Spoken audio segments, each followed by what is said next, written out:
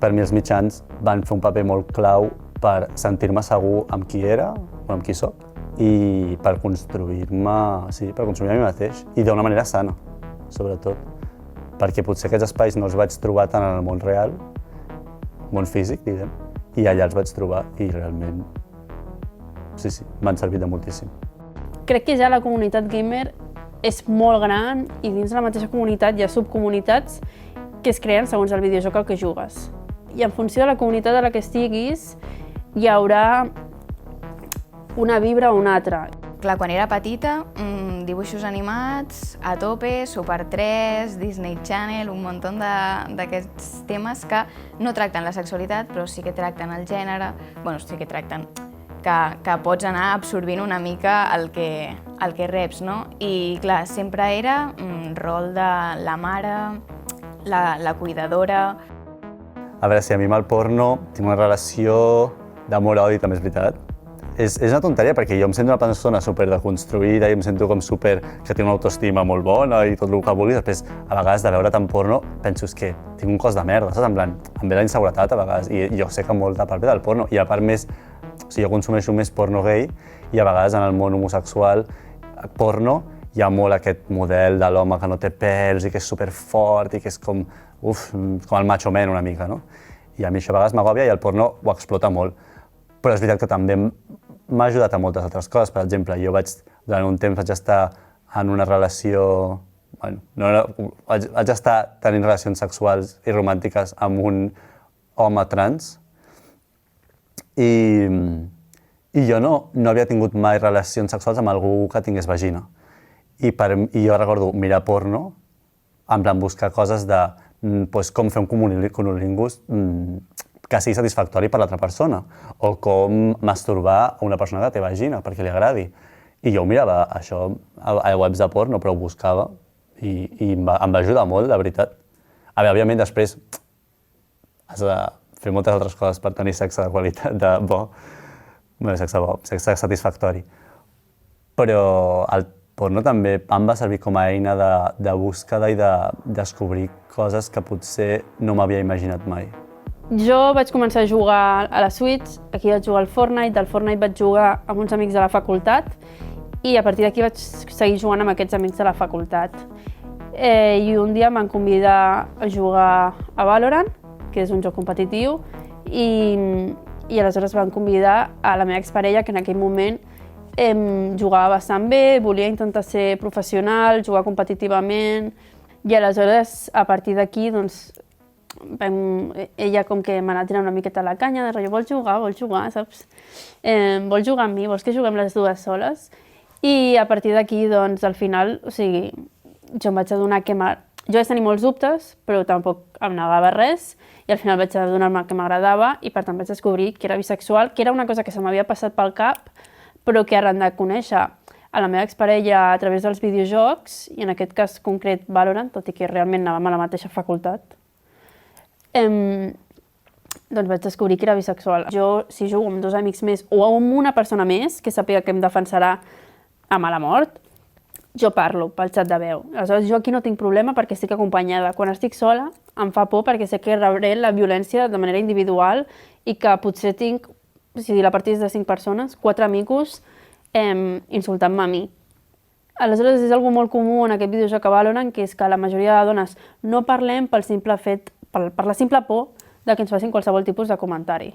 I que quan parla una dona, casualment, l'altra també parla. Principalment, on pots rebre més violència és quan demostres per veu que ets una dona. Que per què la Pèl Roja no ensenyava els pits. Coses així, en aquell moment, òbviament, jo tinc una xarxa que ràpidament treu el comentari, però a vegades no reaccionen a temps i en una ocasió es va donar que no van reaccionar a temps davant una persona que estava fent aquests comentaris. Jo, com a professional, això em distreu de la meva feina. Si jo llegeixo això, òbviament m'entrarà al cap i em ratllaré molt, perquè és que no em mereixo això. I els meus companys, en tot el temps que porto narrant, no li han fet cap comentari a cap company sobre la seva aparença, sobre el seu físic, sobre gènere, orientació sexual, sobre absolutament res, mai. Però a mi i a la meva companya, perquè hi ha una altra, també. Casualment, aquell mateix dia li van dir que la Rosa ensenyés els pits. Aleshores, he rebut bastants comentaris pel xat. En algun cas, fins i tot em van dir des de la mateixa organització que per què no el treia jo. Si l'havia vist, que per què no el treia jo. I dic, no, perdona, jo estic fent la meva feina aquí narrant. Tu, que tanta banderes, perquè això és una altra, que a vegades aprofiten la nostra presència com a dones per abanderar-se de feminisme. És de, ei, nosaltres també tenim dones narrant, les dones també saben narrar i nosaltres en tenim. Doncs això també ho he vist, que s'hagin aprofitat de la meva figura per tenir presència femenina, de dir-nos, és que millor si narres això perquè és que si no, no ens donen subvencions. Aquestes persones que s'abanderaven de la presència femenina no eren capaces de defensar aquesta presència femenina i de dir, aquesta persona ha dit això pel xat, vaig a fotre-la fora. No, és que si ho has vist tu, perquè no ho has fet tu? És que no hi havia ningú per defensar-te. Hi ha comunitats molt tòxiques dins del món dels videojocs. O sigui, la comunitat de League of Legends, per mi, depèn d'on et fiquis, pot ser molt i molt tòxica i en aquests espais hi ha molta misogínia, però molta. La frase més famosa seria todas mienten, todas putas. Aquestes frases les pots escoltar bastant. Coses molt heavies que es diuen per aquestes xarxes i que de totes les ditgen de puta per arriba.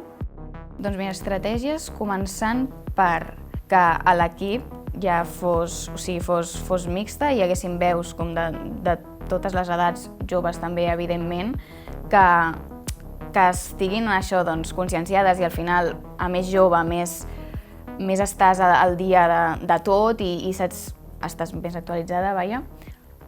Què sé, o sigui, informar-se i preguntar a la gent, o sigui, la gent del carrer.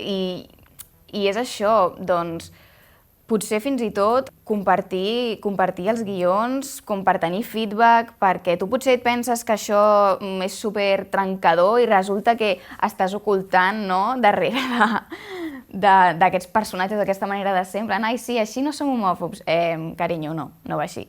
Doncs pot funcionar des de perquè la gent se senti identificada i deixar, diguem-ne, o sigui, trencar tabús i deixar de perpetrar aquestes conductes o aquestes concepcions, diguem-ne, del sexe i la sexualitat i tal. I un dels referents que nosaltres teníem, no per fer una cosa semblant, sinó que creiem que era positiu, era, per exemple, Sex Education, que ja t'ho diu la paraula, no? Però aprens amb aquesta sèrie, que és una mica nosaltres també el que volíem, no, de deixar anar missatges i positius, diversos, com sense entendre de races, per exemple. Nosaltres també volíem incloure com diferents personatges perquè també, me'n vaig una mica al tema, però sembla que tots hagin de ser d'aquí, caucàsics, tal, i en veritat surts al carrer i hi ha una diversitat que és de cossos, d'ètnies, de tot. I això, doncs, una mica que la societat sigui més tolerant, més oberta, i que espavili una mica en aquest sentit i que no hi hagi tanta, després, violència, o sigui, al carrer i a tot arreu, per aquests temes que són bastant secundaris, vull dir-te, jo què sé, cadascú que faci el que vulgui una mica. Penso en apps de lligar que realment de lligar tenen poc. El Grindr, per exemple, és bastant trobaments de sexe immediat. I és veritat que a vegades em sento estrany utilitzant-ho, però també he tingut sexe molt satisfactori jo amb el Grindr i experiències molt divertides sexualment parlant, i també no sexualment parlant. Vull dir, tinc moltes anècdotes i molts amics meus em diuen «Ara, però això és superinsegur, no? Però no sé què, perquè no parles...» Imagina, jo, a veure, parlo una estona per allà per veure si estaré segur o no, i si jo no sento que estaré segur, no ho faig.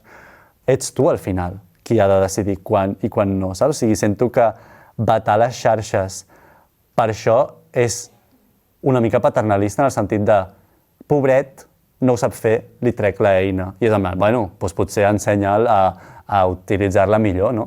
I a mi és el que m'ho estic fent jo a mi mateix, una mica, en plan, Guillem, per una època m'ho vaig treure tot absolutament, però també ara penso que tinc aquesta necessitat sexual o romàntica de voler conèixer altres nois i que potser en el meu entorn no hi són, perquè no hauria de poder utilitzar això. Llavors és com, utilitza-ho, però Guillem, tingues un autocontrol de...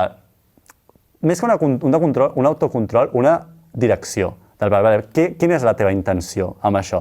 Vull conèixer un noi. Doncs vols conèixer un noi, parla amb un que t'agradi i digue-li de quedar. No tinguis allà 700 ligues que no serveix de res i que passes la tarda parlant amb gent que no veuràs en la teva vida. Però ja et dic, és la meva responsabilitat, sóc jo qui ho fa al final, jo tinc aquesta agència. O sigui, jo decideixo si la vull utilitzar o no.